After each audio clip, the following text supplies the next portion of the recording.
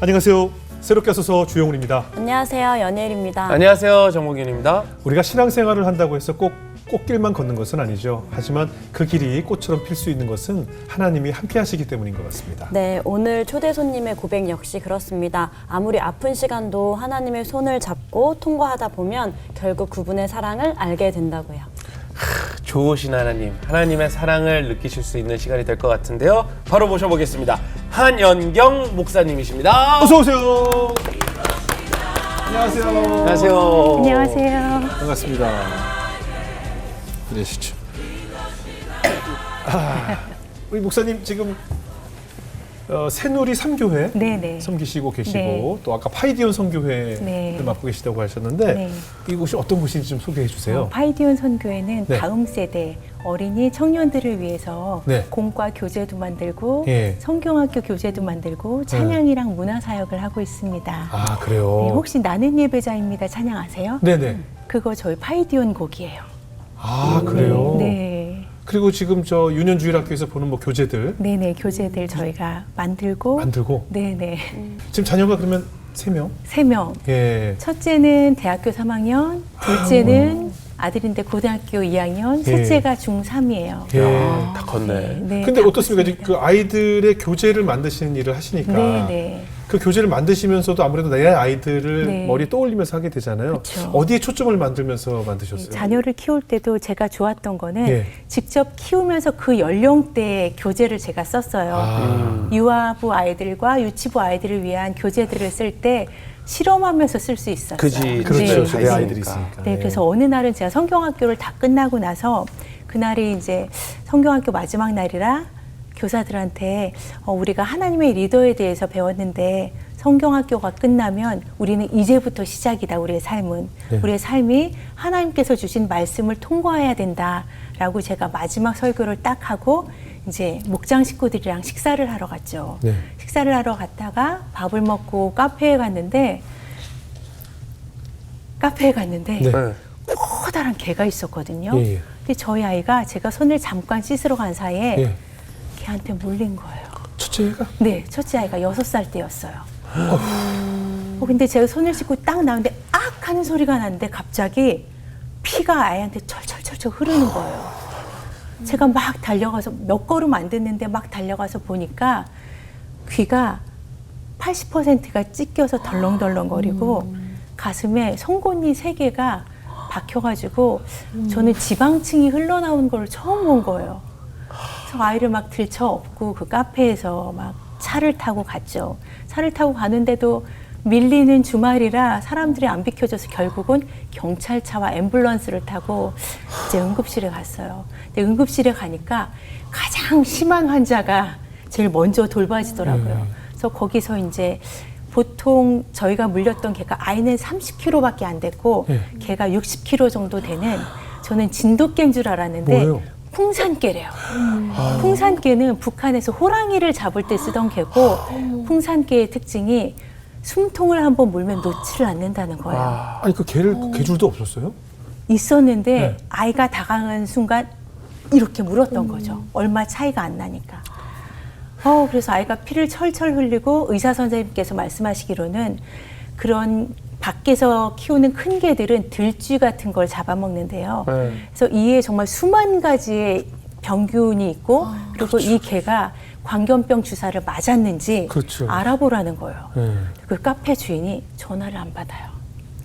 그래서 어쩔 수 없이 병원에서 일단 소독을 해야 된대요. 환부가 열려 있는 상태니까 소독을 하는데 그 소독약을 양동이를 받쳐놓고 아이한테 들이붓기 시작하는데 아이가 30cm를 누워있다가 뛰어오르는 거예요. 살려주세요. 으악! 잠깐만 쉬었다 해요. 하면서 아이가 펄쩍펄쩍 위로 이렇게 정말 약간 공중부양하는 것처럼 뛰어오르는 거예요. 저도 울고 아이도 울고 저 남편도 너무 힘들어하고 그리고 나서 이제 수술을 시작하는데 꼬매야 되잖아요. 간호사 4분이 팔다리를 잡았는데 마취가 안 듣는 거예요. 이 아이가 힘을 주는데 거의 사실 귀신 들린 사람 굉장히 초자연적인 힘을 쓰잖아요. 4명의 어른이 나가 떨어지는 거예요. 그 정도로 아이가 눈이 돌아가면서 확 새로운 힘을 쓰더라고요. 그러니까 의사 선생님이 아버지 이리 오세요. 와서 저희 남편이 아이를 이렇게 하고 아이 위에 누우라고 하는 거예요. 두 팔을 벌리고 침대에 눕는 남편을 보면서 예수님께서 십자가에 저렇게 달려 죽으셨나? 나를 위해서 저렇게 돌아가셨나? 하는 생각이 들더라고요. 그러면서 아이를 다 꼬매고 나서 이제 입원을 하고 남편이 집에 가서 쉬고 오라고 해서 제가 사역하던 유치부실에 갔죠. 그때 저는 처음으로 장이 끊어지는 고통이 무엇인지, 그런 기도가 무엇인지, 그 유치부실이 굉장히 작은데 대굴대굴대굴 구르면서 눈물을 흘리면서 기도했는데, 신기하게 하나님 우리 애 살려주세요 이런 기도가 아니고요. 하나님 저 죄인이에요. 저 죄인이에요. 용서해 주세요. 하나님 저를 긍휼히 여겨주세요. 그리고 하나님 이 아이는 내 아이가 아닙니다. 하나님의 자녀예요. 하나님 제발 이 아이에게 긍휼을 베풀어 주세요라는 기도를 제가 끊임없이 하면서 그 밤을 지새웠던 것 같아요. 그래서 저는 네. 저도 어렸을 때 개에게 이렇게 좀 달려들어서 상처를 입은 적이 있는데 그래서 네. 트라우마가 있는데 네. 그 왜 개주인들이 우리 개는 안 물어야 하는 사람 있잖아요. 맞아요. 그 개가 그랬어요. 세상에 안 무는 개는 없는데 개주인들은 다 자기 개는 안 문다고 맞아요. 그러거든요. 그 생각부터가 좀 잘못됐다고 네. 봐요. 그래서 한 일주일 정도 입원해 있다가 네. 개주인이 이제 찾아왔어요. 네. 뭐 아가야 괜찮니 미안하다 하는데 요만한 귤 한 상자를 들고 와서 미안하다 이러는데 개 행방을 제가 물었죠. 네. 뭐 광견병이나 이런 검사를 네. 해야 된다더랬더니 뭐 애가 너무 가까이 가서 걔가 문 거지. 애가 잘못했다고 애한테 또 잘못을 뒤집어 씌우는 거예요. 근데 마침 개 같은 그때 상황이네. 개 같은 상황이죠 아주. 네. 마침 이런 저희 개 같은 목장에 정말. 그 변호사님이 계셔서 여쭤봤죠. 이런 경우에 제가 어떻게 해야 돼요? 그랬더니 개 주인을 상대로 고소를 할 수 있다고 하시더라고요. 그래서 고소를 하면 어떻게 해야 되나요? 고소를 하게 되면 그 개 주인이 영업을 못 하게 되거나 이제 저희한테 위로금 같은 치료비를 줘야 되는데 그게 이제 얼마 정도 받을 수 있어요? 그때 최소한 1,000만 원이라는 거예요. 네. 근데 당시 저희가 보증금 1,000만 원짜리 그 임대 아파트에 살고 있었거든요. 예. 그러니까 사람이 참 완악한 게 예. 순간 아예 목숨과 바꿀 일인데도 불구하고 1,000만 원이면 우리 집 재산이 2배로 늘어나나? 이런 철없는 생각이 막 드는 거예요. 그렇게 막 고민을 하다가 하나님 어떻게 해야 되죠? 하는 가운데 제가 친정 아빠한테 고민을 이야기했죠. 아빠, 이 아이가 앞으로도 트라우마가 있으니까 치료도 해야 되겠고 또 저희가 이렇게 돈을 받을 수 있다고 한다더라. 어떻게 해야 될까요? 그랬더니 저희 아버지께서 저한테 말씀하셨어요. 영경아, 생명의 주인은 하나님이시잖아. 그리고 너희는 목회자 가족이잖아. 그런데 너희가 세상 법정에 나가서 그렇게 개주인을 상대로 소송하고 싸운 거는 하나님께서 기뻐하시지 않을 것 같아. 아이의 생명을 살려주신 분도 하나님이시니 네가 이 아이를 하나님께 맡기고 그냥 돌려보내는 건 어떠니? 하고 말씀하시는 거예요. 사실은 한편으로는 너무 화가 나고 한편으로는 재산을 2배로 늘릴 수 있는 좋은 기회였는데 여러 가지 생각이 들었지만 아빠의 말씀을 듣고 아 그렇구나 네 하나님 알겠습니다 하고 19만 원 정도 받고 네 야, 입원비 너무- 19만 원 받고 그분과 그냥 헤어졌죠. 아니 근데 저는 이제 애가 살린 거지만 그 네. 상처가 네. 이제 평생 갖고 가야 될 상처가 생긴 거잖아요. 그렇죠. 이 아이가 어릴 때는 괜찮았어요. 그냥 한 그렇죠. 7세, 8세 때는 괜찮다가 2학년 정도 되니까 밤에 이렇게 울기 시작하고 소리 지르기 시작하고 트라우마가 나타나기 시작했어요. 그래서 막 밤에 자다가 갑자기 소리를 지르고 뛰어나가는데 은서야, 은서야 하고 받으면 저를 못 알아봐요. 하나님 얘 어떻게 된 거야 하면서 거의 꼬집고 얼굴을 때리고 해도 이 아이가 모르는 채로 계속 울부짖으면서 짐승처럼 울부짖으면서 어느 때는 거실로 어떤 때는 화장실로 어떤 때는 베란다로 뛰어나가는 거예요. 그러니까 저는 얼마나 무서워 엄마 네. 입장에서. 그냥 하나님 그 아이를 안고 차가운 베란다에서 그냥 하나님 저도 같이 데려가 주세요. 그런 기도를 했던 것 같아요. 하나님 저는 이렇게는 살기 어려울 것 같아요. 몇 년의 기간 동안 밤마다 아이는 잠자지 못하고 저는 아이 때문에 불안해하면서 자면서 아이가 마침내 정말 베란다에 뛰어나왔을 땐 약간 뛰어내리고 싶은 마음이 사실은 그때 그럼 순간 들더라고요. 왜 하나님 저 살 수 없을 것 같아요. 그런 마음으로 그렇게 시간들을 보냈습니다. 한 6학년이 될 때까지 아이가 그 증상이 있었고 6학년 때까지는 아이가 예방접종하러 병원에 가도 정말 신기하게 간호사들이 아무리 잡아도 아이가 병원 밖을 뛰쳐나가는 거예요. 그래서 그때까지 저희가 굉장히 어려운 시간들을 많이 보냈죠. 아니 근데 그게 뭐 우리 아이는 하나님의 자녀이고 간에 네. 그 치료비 정도를 받을 수 있는 거 아닌가 싶거든요. 저는 이제 그렇죠. 기본적인 생각으로는. 네. 왜냐면 아이가 겪어야 될 트라우마와 네. 육체적인 그 상처가 평생 안고 가야 하는데. 그렇죠. 네. 그런데 하나님께서 그냥 늘 저희 가정에게 네. 늘 말씀해 주셨던 것 같아요. 당시에 저희 그 은서가 아팠을 때 그 성경학교 주제가 예레미야가 성벽 쌓는 것을 이야기하면서 우리는 하나님의 리더다. 아이들한테도 우리가 하나님께서 이 세상 가운데 깨어진 세상 가운데 하나님의 리더로 보내셨다. 그렇게 주제를 가지고 저희가 말씀을 함께 공부했었거든요. 그걸 보면서도 은서야 우리는 여전히 상처받고 힘들고 또 하나님을 믿다 보면 꽃길이 아닐 때도 많지만 하나님께서 너의 인생을 통해서 영광받고 찬양받기를 원하셔. 이런 간증들을 저희 가정 가운데 하나님께서 주셨어요. 근데 이제 이 사고가 이제 첫째에게 있었던 일이고 네네. 또 있었나 봐요. 그러게요. 또 있었어요. 네, 셋째 아이가. 셋째 또 무슨 일? 네, 그냥 어느 날 이 아이가 예. 학교에서 열이 나길래 예. 토하길래 그냥 소아과에 데리고 왔는데 예. 열이 높아지니까 뇌수막염 같습니다. 예. 오늘 입원하세요. 그래서 그때도 또 토요일이었어요. 예. 저의 모든 사건은 토요일과 일요일에 일어나요. 큰 아이는 주일이었고 얘는 또 토요일 날이었어요. 입원을 시켰는데 밤새 이 아이가 잠을 못 자고 낑낑 앓는 거예요. 예. 그래서 이제 당직 선생님께 선생님 죄송한데 아이 한 번만 봐주세요 했는데 알고 보니 맹장이 터졌던 거예요. 네. 그래서 이 아이를 급히 큰 대학병원으로 옮겨서 급하게 또 주일날 아침에 수술을 했죠. 예. 배를 가르고 개복 수술을 하고 예. 이제 나아지려나 보다 하고 있었는데 이 아이가 어느 날 엄마 오늘은 주일이니까 저도 교회 따라갈래요. 외출시켜줄 수 있으니까 외출을 하려고 막 옷을 입고 있는데 그날 아침부터 무슨 젓갈 썩는 냄새가 계속 나는 거예요. 예. 이게 어디서 나는 거지 하고 침대 밑도 살펴보고 냉장고 안도 닦고 젓갈 썩는 냄새인데 하면서 옷을 갈아입지 하고 아이 옷을 딱 내렸는데 배 전체가 피고름으로 덮여 있는 거예요. 이게 그 피비린내야 그 고름 썩는 냄새였던 거예요. 이게 고름 주머니가 차가지고 이게 막 밖으로 계속 흘러나왔던 거예요. 그래서 또 응급실을 갔죠. 걔가 몇 학년 때쯤 됐을 때요? 1학년 8살 때. 네, 8살 때. 근데 너무 급하니까 응급실에서 꼬맸던 거를 맨손으로 선생님이 확 벌리더니 피고름을 거지를 넣어서 막 닦기 시작하시는 거예요. 근데 아이가 도와주세요. 하나님 살려주세요. 나 좀 제발 살려주세요. 이렇게 막 외치는 거예요. 그렇구나. 근데 그 자리가 언니가 아팠던 또 그 자리였던 거죠. 하나님, 그때도 또 하나님 제발 도와주세요. 하나님 이 아이의 고백을 받아주세요라고 제가 하나님께 기도했죠. 그래서 아침 저녁으로 꺼지를 넣어서 배를 개복한 상태로 일주일 동안 계속 닦아냈어요. 아니 그 수술한 게 잘못된 거예요? 좀 잘못됐더라고요. 복막염이었는데 네.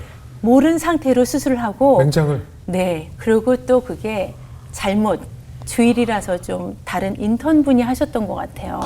의사 선생님이 안 하시고 급하니까 네. 실습하시던 분이 하셨는데 그날 수술했던 아이 4명이 다 덧났대요. 나중에 알고 보니까. 예, 그래서 그 병원에서도 비슷하게 또 의료사고 비슷한 거라 저희 남편이 막 따졌죠. 이거 뭐냐. 우리 아이 분명히 맹장 수술은 별거 네. 아니라 그러던데 네. 복막염도 별거 아니라 그러던데 네. 왜 이러냐 그랬더니 나중에 의사 선생님이 사실은 내가 수술한 건 아니지만 전 그렇다면 우리가 나머지에 대해서는 다 그냥 병원에서 치료해 주시겠다 그래서 총 그 아이가 40일을 병원에 있었어요. 친정아빠한테 전화하지 말지 그러셨어요. 그렇죠. 네, 하지 저희 마세요. 친정아빠 전화할 앞으로도 때마다 무슨 힘든 일 생기면 영경아. 친정아버님한테 전화하지 마세요. 네, 하지 마세요. 네, 그런데 그러고 퇴원해서 한 번씩 AI가 토하는 거예요. 근데 토하면 이게 아이가 장협착이 일어나서 다 토하는 거예요. 다 토하고 한 번 토할 때마다 일주일 동안 아무것도 안 줘요. 그리고 물도 안 줘요. 그리고 꺼주로 목마르면 입술만 축여주라 그러는데 아이가 너무 목이 마르니까 거지를 쪽쪽쪽쪽 빨아먹으려고 그러는 거예요. 그래서 나중에 의사 선생님 그것도 하지 마라. 바세린만 발라줘라. 그래서 이제 바세린만 발라주고 있는데 어느 날 아이가 엄마 나 목이 말라요. 물 좀 주세요. 알아. 목마르지? 조금 참아. 너 아직 금식이야. 아니에요. 엄마 나 목이 말라서 죽을 것 같아요. 사람은요. 물을 못 마시면 죽는다고 선생님이 그랬어요. 이렇게 이야기를 하는 거예요. 알아. 근데 너는 링거를 통해서 이미 의사 선생님이 너에게 필요한 모든 양분을 공급하고 계셔. 괜찮아. 그랬더니 아이가 닭똥 같은 눈물을 뚝뚝 떨어뜨리면서 엄마 치사해요. 그러는 거예요. 근데 사실 내 몸에 있는 물이라도 빼주고 싶잖아요. 그럼요. 부모는. 그래서 또 아이를 위해서 막 기도를 하는데 하나님께서 저한테 그러시는 거예요. 영경아, 내가 너한테 그랬어. 라고 음성을 주시는 거예요. 제가 그때까지 좀 월세 1,000만 원에 어렵게 살았잖아요. 그러니까 하나님 저 이렇게 왜 이렇게 어려워요. 그리고 큰아이가 그런 일을 겪으면 그 다음에 분명히 해피엔딩으로 끝나야 되잖아요. 하나님이 이 가족은 행복하게 살게 해주셨습니다. 라고 해피엔딩이 돼야 되는데 하나님 왜 제 인생은 이런 거예요? 라고 하실 때 하나님께서 영경아 네가 딸한테 이야기한 거 생각해봐.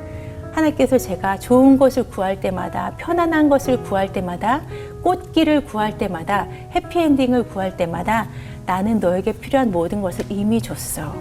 하나님께서 저에게 결핍의 은혜를 알게 하셨던 거죠. 아예 링거를 통해서 엄마 저는 물을 마시고 싶어요. 안 돼. 너에게는 링거를 통해서 이미 너에게 필요한 영양소가 가고 있어. 저도 하나님께 똑같았던 것 같아요. 하나님 저 돈 좀 주세요. 하나님 저 힘들어요. 이렇게 할 때 영경아, 나는 네가 필요한 모든 것을 이미 공급했단다. 이런 음성을 저에게 들려주셨던 것 같아요. 어려운 시절이었죠. 아니 사모님 겪으셨는데 네. 그 겪었는데 주님의 뜻도 마음에 안 드시나 봐요. 그게 아니고요. 나 살면서 처음으로 얘기 듣다가 하나님 안 믿고 싶어졌어요. 지금 그 음성을 주신 하나님이 있더라면 나 그 하나님 안 믿고 싶어졌어. 그렇죠. 네. 반항도 많이 하긴 했지만 결과적으로는 늘 그렇게 돌아가는 것 같아요. 아, 얼마나 너무 마음이 힘들었을까. 아프죠. 예, 아유, 그 아이가 참. 아니 근데 이렇게 되면 네네. 사실 이제 첫째랑 셋째 이야기가 네네. 나왔으니까 둘째는 그럼 잘 컸죠. 그래서 좀 해피엔딩이 돼야 되죠. 네. 네, 해피엔딩이 돼야 되는데 저 좀 나갔다 얘기 끝나고 들어오면 안 될까요? 저 좀 안 듣고 싶은데. 이야기는 들으시고 깨달음만 듣지 말고. 그럴까요?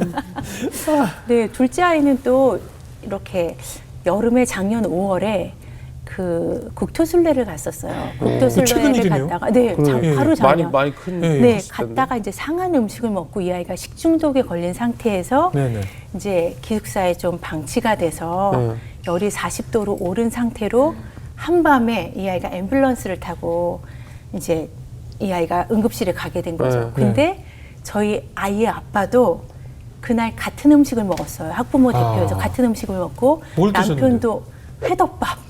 한여름 날이 회덮밥을 더워서 상했던 거예요. 간 거지. 근데 남편이 먼저 갑자기 막 아프기 시작해서 병원에 갔다 오고 밤에는 전해질이 부족해서 남편이 이렇게 경련을 일으키기 시작한 거예요. 전해질이 부족해서 쇼크가 왔다 그러더라고요. 네. 그래서 남편을 먼저 밤에 데리고 막 가서 살려놓고 집에 12시에 들어왔는데 학교에서 전화 온 거예요. 어머님, 아이가 지금 구급차 타고 가고 있습니다. 천안까지 와주실 수 있나요? 해서 또 막 정신없이 달려갔죠. 갔는데 아이가 응급실에 딱 누워있는 모습을 보는데 제가 아는 얼굴이 아닌 거예요. 의식을 잃은 채로 이미 4시간이 지났던 거죠. 근데 저는 의식을 잃은 사람의 얼굴이 그런지 처음 알았어요. 아들이 누워있는데 내가 아는 얼굴이 아닌 거예요. 눈은 정말 고정되어 있고 얼굴이 막 달라지고 이 아이가 소변줄부터 시작해서 굉장히 많은 기계를 달고 있는 거예요. 왜 이렇게 4시간 동안 방치가 돼 있던 거예요? 그러게요. 그래서 이 아이가 기숙사에 있다 보니까 얘가 펄펄 열이 났던 걸 모르고 있었던 거예요. 그래서 나중에 후에 발견이 돼서 시간이 너무 흐르니까 고열에 오랫동안 노출되어서 이 아이가 의식을 잃은 거예요. 그래서 저는 딱 가서 아들을 보면서 막 하고 소리 지르면서 울고 싶었는데 혹시 아이가 들을까 봐 울 수가 없는 거여서 한서야 엄마 왔어. 이제 집에 가자. 그렇게 아이한테 계속 얘기하고 팔다리를 계속 주물렀죠. 근데 이제 의사 선생님이 이미 4시간이 됐으니 중환자실로 옮겨야 됩니다라고 말씀을 하시는 거예요. 의식이 없으니까. 선생님 안 돼요. 저 이제 왔잖아요. 저 조금만 기다려주세요. 조금만 아들 얼굴 더 보고 싶어요. 라고 이야기해서 아들을 계속 쓰다듬으면서 한서야 엄마 왔어. 이제 집에 가자. 라고 이야기하면서 속으로는 또 하나님 도와주세요. 하나님 저는 죄인이고 저는 어느 것도 할 수 없는 죄인이고 저는 정말 하나님 앞에 얘에 대해서 어떠한 주장도 할 수 없는 정말 죄인입니다. 하나님 저를 도와주시고 이 아이를 하나님께서 받아주세요 라고 그렇게 기도를 하는데 작년에 제가 성경학교 교재를 쓰면서 아브라함의 이야기였어요. 믿음의 조상이었던 아브라함의 스토리를 이야기하면서 마지막 사과에서 아브라함이 이삭을 제단에 바치는 장면이 있었거든요. 그거를 집필하면서 하나님의 마음은 어땠을까? 이때 아들을 바치면서 그 아브라함의 마음은 어떤 마음이었을까라고 생각하면서 썼는데 순간 제가 기도하면서 아브라함이 제단에 아들을 바쳤던 그 장면이 오버랩되는 거예요. 내 아이가 죽을 수밖에 없구나. 나는 여기서 아무것도 할 수 없구나. 하나님 외에는 답이 없구나. 그 생각을 하면서 하나님께서 아브라함에 주셨던 말씀이 이런 거였고 아브라함의 마음이 이런 거였고 하나님께서 생명을 살리실 때는 그 생명의 모든 주권자가 하나님이심을 하나님께서는 우리의 입술을 통해서 고백하게 하시는구나. 그렇게 고백을 하고 나서 계속 쓰다듬는데 조금 있다가 하는 소리가 나는 거예요. 그래서 제가 이상하다 하고 이렇게 귀를 댔는데 하는 소리가 또 나는 거여서 선생님을 불러서 의사 선생님 얘가 소리를 낸다고. 그때 의사 선생님이랑 간호사 선생님들이 다 오셔서 제 애가 깨어난 거를 다 보셨죠. 기적이다 이거. 진짜 사람이 할 수 없는 일이었다. 왜냐하면 뇌사진 MRI, CT 촬영까지 다 했대요. 근데 아무것도 문제가 일어나지 않고 아이는 깨어나지 않을 뿐이었는데 그 밤을 지나면서 정말 제단에 누워있던 이삭과 같은 그 죽음의 경험을 통하면서 이 아이가 살아났던 거예요. 저는 그 밤에 제가 늘 교사들한테 하는 말이 있거든요. 여러분, 우리의 삶이 말씀을 통과할 때만 이 말씀이 우리 가운데서 능력의 말씀이 됩니다. 이렇게 늘 이야기를 했는데 그날 밤에 저는 생사를 오고 가면서 저의 삶이, 저의 기도가 아이의 삶이, 아이의 인생이 말씀을 통과하는 놀라운 경험을 했죠. 생각하면 끔찍하죠. 이렇게 새 아이들에게 네. 참 엄청난 일을 겪으시면서 네. 부모로서 네. 많은 생각이 들었을 것 같아요. 네. 그분들 다 잘 자랐어요? 첫째 어떻게? 네, 지금, 첫 아이는 어떻게 자랐어요? 아주 씩씩하게 예. 자라서 지금은 공대. 예. 이 아이도 저처럼 남자만 많은 공대에 가서 네. 지금 하나님께서 나를 이렇게 키우셨다라고 이야기하면서 흉이 아직 있어요. 있겠죠. 네, 그 저는 이렇게 피부가 두 개, 안에 피부가 있고 속 피부가 있고 겉 피부가 있는지 몰랐거든요. 예, 예. 그거를 막 꼬맸던 자국을 아이가 보면서 이 아이 지금도 3개가 있거든요. 꼬맨 자국을 보면서 이 아이는 저한테 그래. 엄마 이거는 나한테 개에 물렸던 자국이고 믿음의 표시예요. 근데 그때 아이가 그랬었거든요. 엄마, 근데 그때 물 때요 천사가 나를 지켜줬어요. 그래요? 그런 이야기를 했었거든요. 왜냐하면 보통 풍산개들은 숨통을 무니까 보통 여기를 문대요. 근데 아이가 그런 고백을 나중에 하더라고요. 엄마 천사가 옆에 있으면서 내 여기를 보호해줬어요. 그래서 걔가 귀랑 가슴을 찢은 거예요. 라는 고백들을 하게 했더라고요. 그래서 와, 하나님께서 정말 너에게 역사하셨구나. 천사가 너를 도와줬구나. 이런 고백들을 저희가 하게 됐죠. 귀는 괜찮아요, 귀는. 귀는 진짜 감사하게도 네. 성형외과 의사 선생님이 이렇게 꼬매셨거든요. 꼬매셨는데 지금 흔적도 없어요. 괜찮아요. 저는 귀가 제일 심할 줄 알았는데 정말 하나님께서 아이를 치유하신 게 너무 놀라워서 지금 흉도 안 나고 다만 3개 보이지 않는 곳에 흉만 지게 됐죠. 둘째, 셋째는 어떻게 건강하게 잘 자랐어요? 네, 둘째는 제가 사실 둘째를 가졌을 때 하나님께서 주신 찬양이 있는데 네. 그 찬양이 이렇게 하나님이 주신 세상을 아이한테 소개하는 찬양이거든요. 네. 되게 의성어가 많이 들어간 찬양인데 이 아이가 태어나서 음악을 좋아해요. 그러니까 저의 사실 개인적인 꿈은 하나님 얌전한 딸 둘이랑 씩씩한 아들 하나 주세요라고 마음의 소원을 품었는데 씩씩한 딸 2명이랑 진짜 감수성 예민한 아들 1명을 주셔서 반대로 주시죠. 큰 아이는 공대 가고요. 예. 둘째 고2 된 남자아이는 피아노를 쳐요. 또 바뀌었네. 네, 피아노를 치고 이 아이가 감수성도 예민하고 작은 일에 감동하고 눈물도 흘리고 딸 같은 아들이고. 네, 그리고 막내딸은 막내딸은 아주 끝판왕입니다. 뭘? 대전 대표 수영 선수예요. 저병. 그래서 아니, 여기- 소년체전에 나가고. 여기 개복 수술했던. 네. 근데 이 건강해서 아이가 다행이다. 다행이다. 수술하고 나서 계속 한 번씩 토할 때마다 일주일씩 제가 그 식음을 전폐하고 누웠다 그랬잖아요. 예, 예. 그 장협착이 와서 이 아이가 일주일씩 계속 입원할 때마다 의사 선생님이 이게 이 아이는 평생 장협착을 가지고 가야 된대요. 예. 왜냐면 2번이나 개복을 했기 때문에 예. 그래서 이 아이는 끊임없이 걸어야 되고 이 아이가 걷지 않으면 이 아이는 장이 붙어서 죽을 수도 있다. 위험하다. 그 얘기를 하셨거든요. 그런데 그래서 이 아이를 마침 오빠가 수영장을 학교에서 방과 후 수영을 하고 있어서 이 아이를 수영장에 보냈죠. 뛰는 거는 복압이 높아지면 위험하다고 하셔가지고 이 아이가 울면 안 된다는 거였는데 한 번씩 울 때마다 복압이 높아질까 봐 제가 그 큰 아이를 업고 계속 기도하고 자고 이랬었거든요. 그래서 이 아이가 결국은 그 아이의 연약함을 통해서 지금은 수영선수가 되어버렸어요. 이야. 네, 그래서 하나님께서는 늘 우리의 작은 것 하나도 버리지 않고 우리의 연약함, 우리의 보잘것없음, 우리의 상처까지도 하나님께서 그분의 뜻에 맞게 들어서 쓰시는 것 같습니다. 예. 목사님 음성으로 얘기 나온 김에 그 네. 찬양곡 한번 들어볼 수 있어요? 아, 예, 목사님 노래를 실력을 못하기는 한번 좀, 아, 네. 한번. 네, 제가 자장가를 좋아하는 이유는 네네. 예, 파이디온 자장가가 있어요. 아침에 여기서 자장가 부르시게요? 네, 자장가 다 재워드릴까요? 아, 제가 오늘 잠을 못 자가지고. 네, 하나님께서 우리에게 네. 주신 세상에 대해서 이렇게, 제가 하나님을 소개하는 네네. 임신했을 때 하나님께서 주셨던 건데요. 네네. 제가 다 부르진 않고 네네. 네, 제목이 뭐예요? 제목이 아름다운 세상인데요. 아름다운 세상. 네, 하나님께서 아름다운 세상을 어떻게 만드셨는지 네. 우리가 아름답게 살아보자 하는데 이제 중간에 콩콩 졸졸졸 흐르는 맑은 시냇물 짹짹짹 지저귀는 예쁜 새소리 콩콩콩 뛰어가는 토끼 발자국 하나님이 만드신 세상이란다. 하나님 주신 은혜를 누리며 예쁘게 살아가자.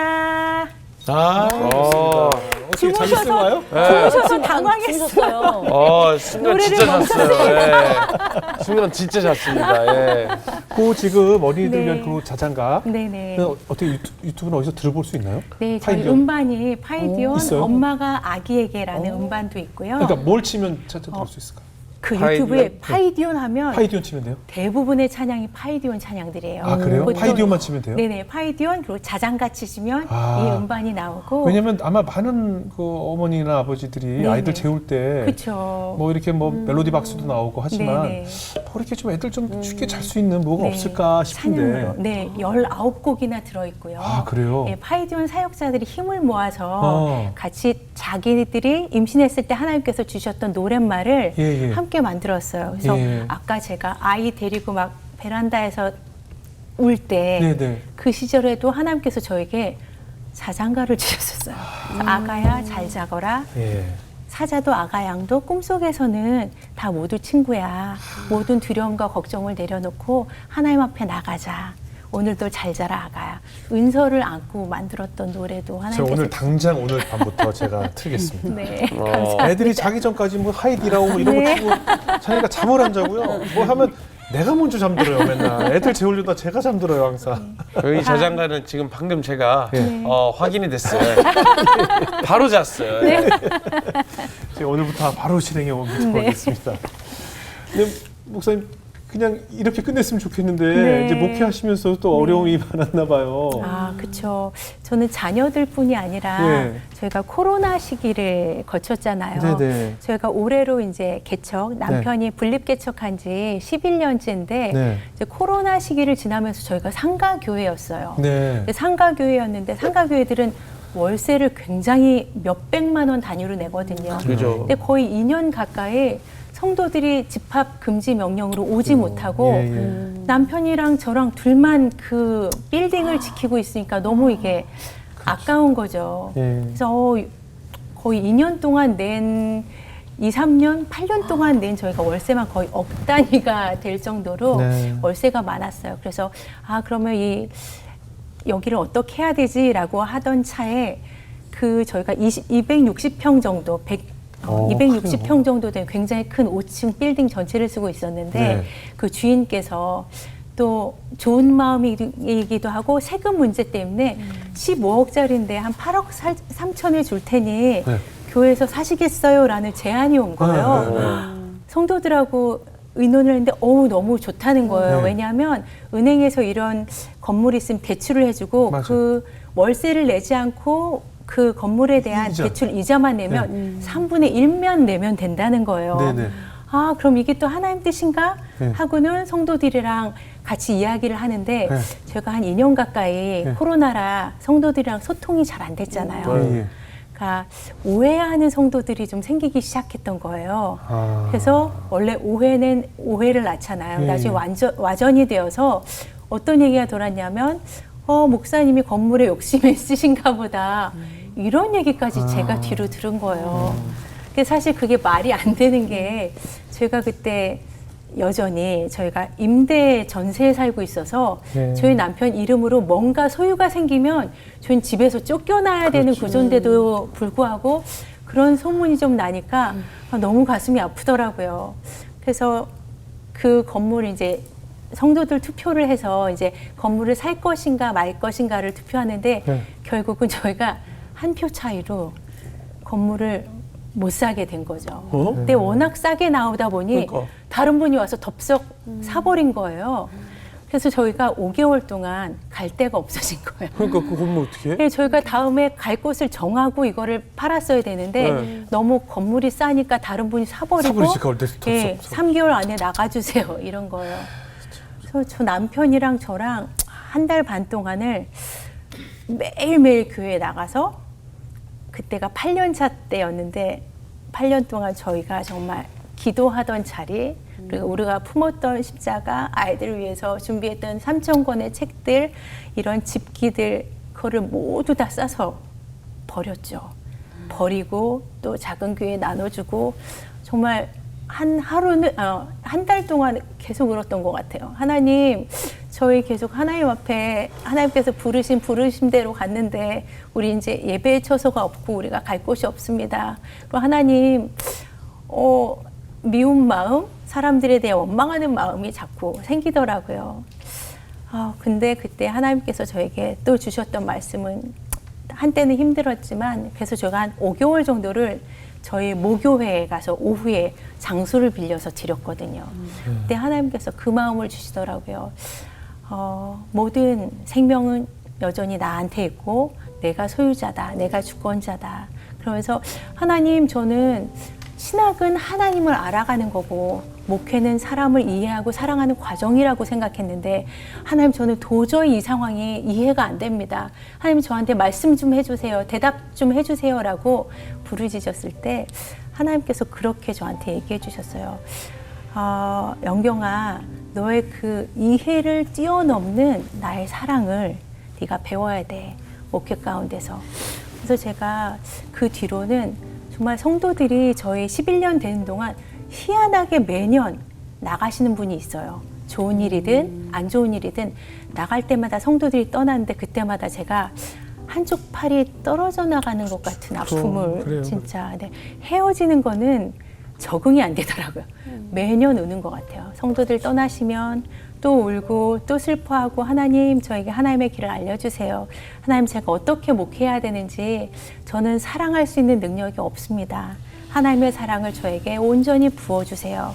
그렇게 기도하고 하나님께서 정말 나에게 날마다 하나님의 사랑, 하나님의 능력을 부어주시라고 기도하고 있죠. 그래서 결국 계속 그 상태로 지금까지 이어오고 있어요? 네네. 모교회 가서? 아니요. 그러고 지금- 나서 저희가 감사하게도 네. 또 다른 장소를 하나님께서 아, 주셔서 주셨어요? 네. 네. 주셔서 저희 예배 본당이 없어요. 본당을 주중에 카페로 만들어서 저희가 카페로 다 꾸며서 네. 주중에는 그 보호 종료 청년들이 예. 거기서 일을 하면서 일자리를 마련해주고 네. 교회선 주일만 예배를 드리고 최근에는 저희가 또 공동체 어려움을 겪으면서 교인들이 결속력이 되게 좋아지고 그래 하나님께서 우리에게 어떤 일을 하시나 보자라는 생각이 들어서 네 가정이 한 건물을 사서 저희가 201호, 202호, 203호, 204호 이렇게 같이 살게 됐어요. 그리고 공동주거를 하는 거예요? 네, 공동주거를 하게 된 거죠. 그리고 그 1층이 원래 창고로 비어 있었는데 네. 그 창고를 저희가 또 카페로 꾸몄어요. 그래서 처음에는 우리 집이 집 하나당 한 18평 정도 되니까 좁으니까 네. 거기를 그냥 거실로 공동 거실로 쓰자 그랬는데 공동 거실로 쓰기보다는 우리가 함께 누릴 수 있게 카페를 만들자 그래서 동네 주민들과 성도들도 올 수 있는 또 공동 주거 카페도 만들어서 온심이라고 저희가 번갈아 운영하고 있습니다. 네. 마지막으로 유아들이 보는 교재를 만드시는 네네. 또 목회자로서 또 개척교회 목회자로서 목회란 뭐라고 생각하세요? 제가 사랑하는 홍정규 목사님께서 은퇴하실 때 제가 네. 은퇴 예배에 참석한 적이 있어요. 네. 거기에 가서 목사님 이제 설교도 안 하시고 안 바빠지실 텐데 뭐 하실 거예요? 뭐가 제일 남으세요? 이렇게 물었더니 예. 목사님께서 저를 이렇게 쳐다보시더니 영경아 사랑한 것만 남더라 그 말씀을 해주셨어요. 네.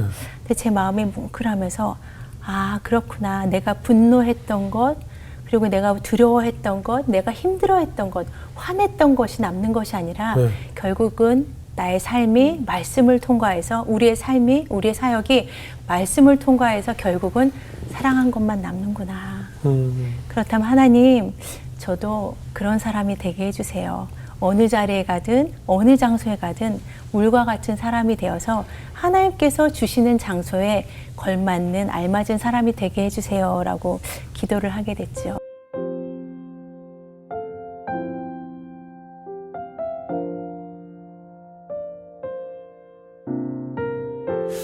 오늘 하여튼 뭐 사모님 또 목사님이자 사모님의 네. 인생에 하나님께서 어떻게 지금까지 또 이렇게 위기를 넘기면서 네. 은혜를 베풀어 주셨는지 이야기를 나눠봤습니다. 연일자님 어떻게 들으셨어요? 저는 그 목사님 말씀 들으면서 그 시편 말씀이 생각났는데요. 고난 당한 것이 내게 유익이라 이로 말미암아 내가 주의 율례들을 배웠나이다. 이 말씀이 생각났는데 하나님께서는 말씀을 우리가 읽을 때 그냥 말씀에서 끝나는 것이 아니라 아까 말씀하셨던 것처럼 말씀을 통과할 수 있는 그런 과정을 주시는 것 같아요. 그래야만 내가 진짜 말씀대로 살아낼 수 있는 힘을 주시는 것 같아요.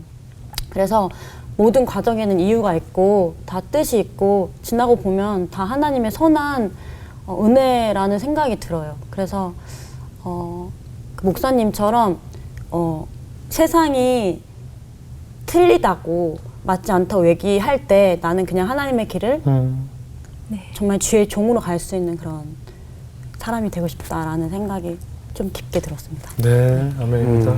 彭규정제. 이게 저 세상적인 표현으로 쓰면 사모님의 이야기는 미련한 사랑이고 가지고 보면 멍청한 사랑이고 네. 손해 보는 사랑이거든요. 예. 근데 따지고 반대로 생각하면 예수님이 그런 사랑을 하셨던 것 같아요. 예. 그거를 할 수 있을까? 근데 지금 하고 계신 분이 있고 그걸 실천하시는 모습을 보면서 참 세상적인 눈으로 볼 땐 답답하고 주변에선 아까 조영훈 선배 같은 시선으로 보겠지만 또 주님이 보실 땐 저 모습이 참 아름다울 수 있겠다. 우리 딸 너무 잘하고 있어 라고 주님이 칭찬하시는 삶이 되지 않을까 그 생각을 해봤습니다. 네, 그렇습니다. 뭐 아마 시청자들도 저랑 같은 반응일 거예요. 저도 똑같습니다. 요즘 보이스피싱이 발달해서요. 네. 이제는 그 문자가 아니고 자녀 엄마 아빠 목소리를 똑같이 AI가 네. 그 목소리를 똑같이 해서 전화를 해요. 그래서 돈 필요하다고 전화하는 하는 실험을 그것이 알고 싶다 해서 했거든요. 아, 진짜요? 그런데 네. 남편 목소리, 부인 목소리를 했더니 안 속더라고요. 오. 그런데 열이면 열, 네. 자녀 목소리를 했더니 다 속아요. 맞아요. 엄마, 아빠 하고 전화하니까 묻지도 따지지 않고 모든 부모 실험 대상자들이 다 속아 넘어가는 걸 제가 봤어요. 네. 그러니까 그만큼 우리가 자녀라는 것은 우리의 최고 약점이에요. 어떤 순간에도 내 아이가 관여화되면 난 모든 것을 다 포기할 수 있는, 내 목숨까지 네. 내놓을 수 있는 맞아요. 것이 우리 자녀거든요. 네. 근데 그 내 목숨까지 내놓을 수 있는 자녀에게 이런 어려운 일을 겪으면서 목사님은 이 세 번의 위기를 다 넘기시고 진정한 목회가 무엇인지 깨달으시면서 지금 우리 다음 세대들을 위한 교재를 만들고 계시잖아요. 네.